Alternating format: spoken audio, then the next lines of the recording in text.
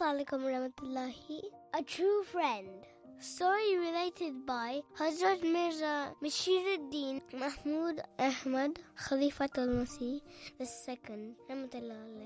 A famous story states that a young man was in the habit of wasting his father's wealth on his friends all the time. He always had a gathering of flatterers, and they wasted money day and night.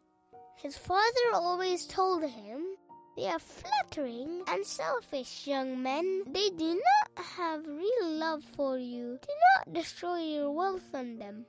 But the young man never accepted his father's advice. "They are my true friends." The father said, "How come you have gathered so many friends while I have been able to find only one close friend? And how come there is a large gathering of friends around you all of the time?" A long time passed, and the young man did not accept his father's advice. One day the father said, "If you do not trust me, then conduct a trial and test your friends. Then you will know how many real friends you have." The son asked, "How may I test my friends?"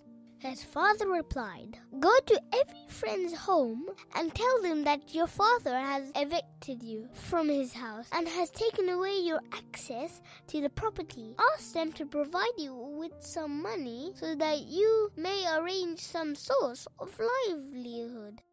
When he went to his friends' homes and told them that his father had evicted him, one sent a message out through a servant that he was sick and regretted that he could not meet him at that time. Some excused, saying that they had the money but had given it to someone else just that day. Such a liar, friend. The young man returned home empty-handed and said to his father that what his father had been saying was proven true. No one helped him. The father said, "Let me show you my friend now."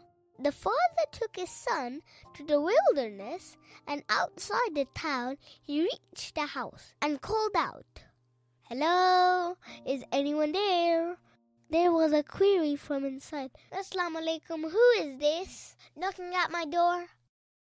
The father announced his own name. The voice from the house said, "Okay." Then there was silence without a response for half an hour. The son said, "Your friend has been proven to be like my friends." The father said, "Do not be impatient. You will know soon why he has taken so long to come out, you shilly-billy boy." A few minutes later, the father's friend came out, holding the hand of his wife. He had his money bag fastened to his waist and had a sword in the other hand. As he came out, he said, "Forgive me, my friend. You came at midnight, and I have been delayed since you knocked at the door. I assumed that your coming at midnight has some purpose in it.